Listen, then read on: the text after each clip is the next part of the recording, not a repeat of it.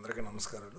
జోగి రమేష్ అని మాజీ మినిస్టర్, ఆయన చీప్ క్వాలిటీ లిక్కరు తయారు చేసి జనార్దన్ తీసుకొచ్చి ఒక ప్యాంట్ లాగా పెట్టి మిషన్లో అన్నీ చేసి అది జనాల్లోకి వదిలి అంతా తాగి చాలామంది బలైపోతే చచ్చిపోతే వాళ్ళ జీవితాలతో ఆడుకోవడం, రాజకీయం చేయటం అని చేసే పరిస్థితులు వచ్చారు. తర్వాత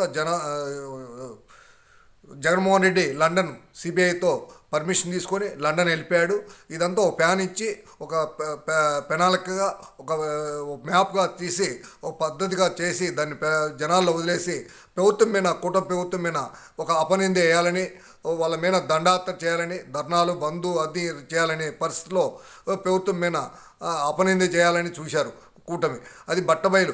జనార్దన్ వచ్చి సిట్టు ముంగల బహిరంగ ఒప్పుకున్నాడు అని చెప్పాడు. ఇవాళ కుల వ్యవస్థ జోగి రమేష్ ఇలా గౌడ్లు కులాము వ్యవస్థ తీసుకొచ్చాడు. బీసీలు ఆ రోజు గౌడ్లు వాళ్ళ కుర్రోడే కాల్చుకొని చచ్చిపోతే ఆ రోజు ఏం చేశాడు వైఎస్ఆర్ టైంలో.